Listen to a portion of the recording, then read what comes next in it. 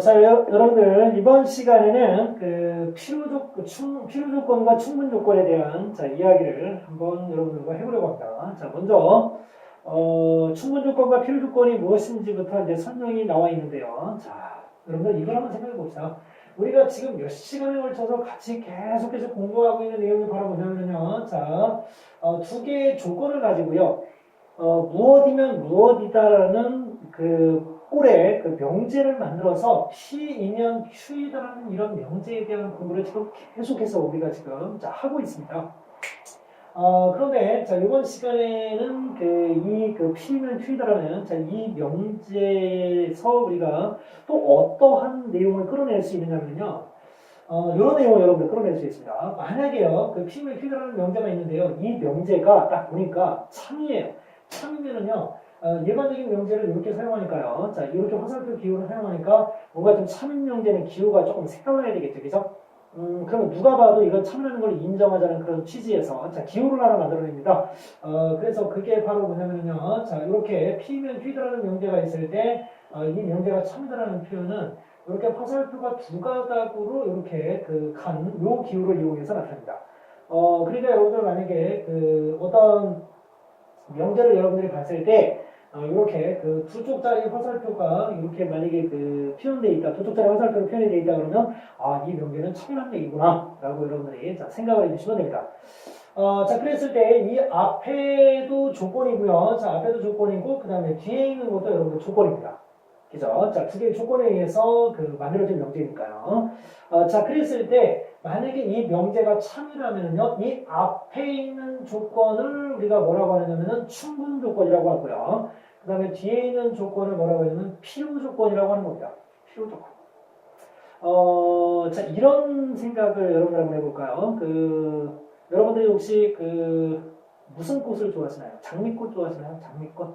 자, 그러면, 자, 이런 명제를 하나 만들어 보겠습니다. 문장으로 만드는 겁니다. 자, 장미는요, 자, 장미는 식물이다라면은, 자, 이런 문장을 하나 만들어 보겠습니다.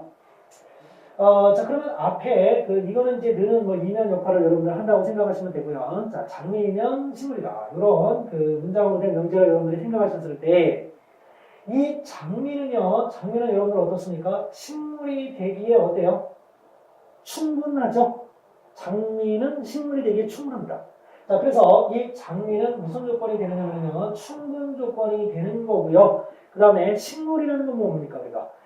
장미를 이야기하기 위해서는 식물이라는 그런 단어가 들어가줘야 되겠죠. 그래서, 자, 그래서, 요거를 우리가 뭐라고 하느냐, 장미를 이야기할 때는 식물이라는 단어가 필요하기 때문에, 자, 이 식물은 이제 필요 조건이 되는 겁니다. 여러분들 만약에 장미를 이야기하는데 동물이 나오면 되겠습니까? 이건 말이 안 되잖아요. 그래서 동물은 필요가 없어요.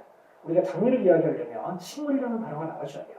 그랬을 때 장미는 식물이 되기에 충분하고 그 다음에 식물은 장미를 이야기하기에 필요하기 때문에 충분 조건, 필요 조건 이렇게 여러분들 이야기를 하는 겁니다.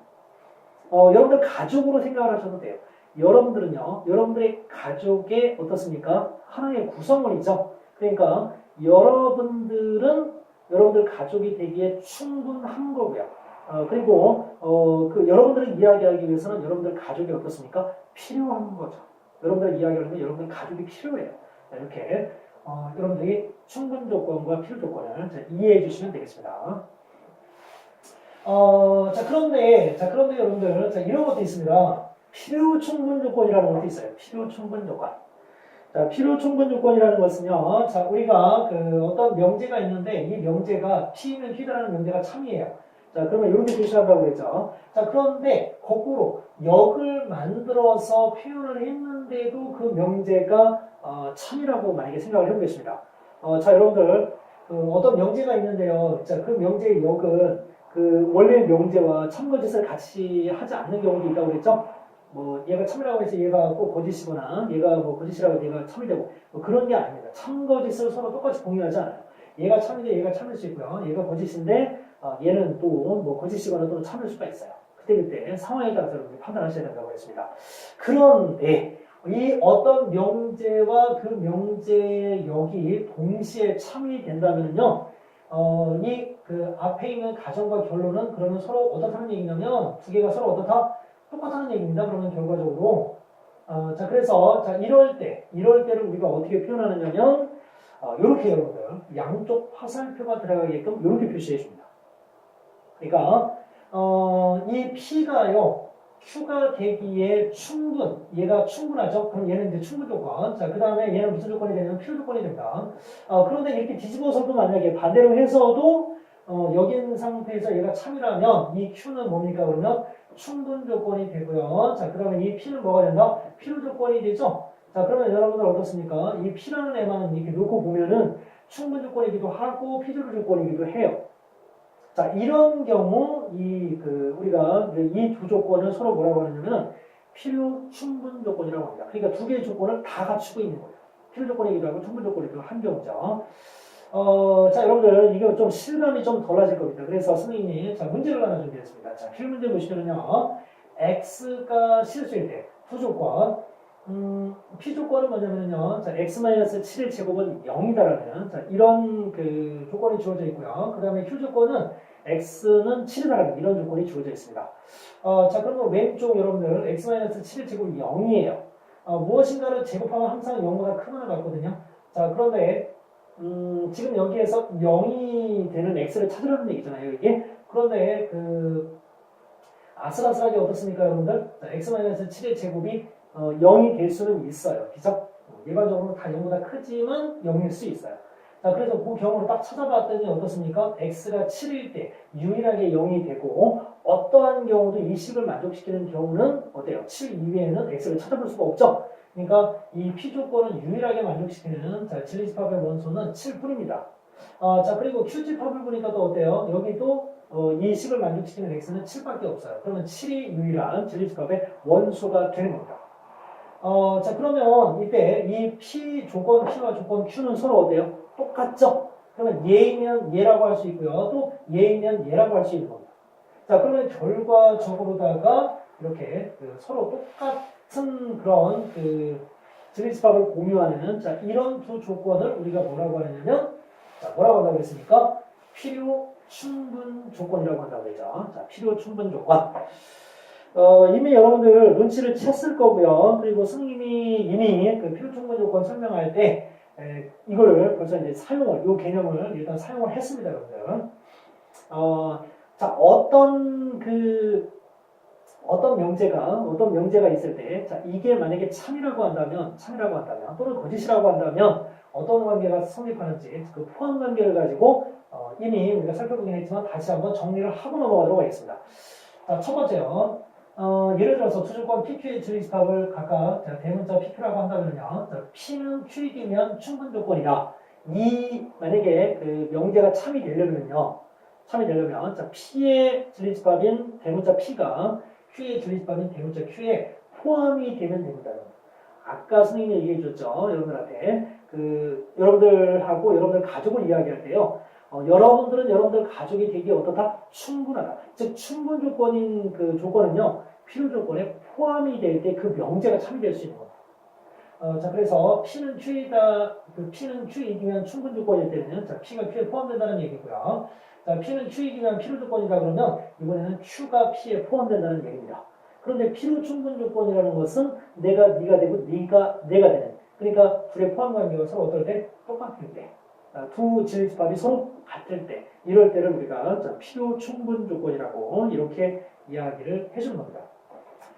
자, 그러면 밑에 문제를 한번 풀어보겠습니다. 자, 다음 괄호 안에 알맞은 것을 선언하라고 했어요. 자, 첫 번째 1번은요. 자, x2는 x제곱이 4이기 위한 무슨 조건이냐고 했습니다. 자, 그러면 가정에 있는 질집합은 2 하나밖에 없고요. 자, 결론에 있는 그 질리집합은 어떻게 되느냐면요. x제곱이 4이 되는요. 자, 마이너스 2여도 되고요. x가. 자, 플러스 2여도 됩니다. 자, 그러면 어때요? 왼쪽에 있는 그 조건이 오른쪽에 있는 조건에 이렇게 포함이 되죠? 자, P가 Q에 포함이 되죠? 자, 이럴 경우 뭐라고 했습니까? 얘는 얘가 되기에 뭐하다? 충분하다라고 해서 충분 조건이라고 합니다. 자, 그리고 이제 두 번째 내용을 보시면요. 자, 두 번째는, 자, x가 3보다 작다는, x가 마이너스 2보다 크고 1보다 작거나 같다이면, 무슨 조건이냐? 뭐 이런 얘기겠죠. 자, 이거는 그림을 한번 그려볼까요? 수직선으로 표현을 해봅니다. 자, 일단은 가정은요, 자, 3보다 작다고 했고요. 3보다 작다고 했고요. 자, 결론은요, 자, 마이너스 2에서부터 1까지인데요.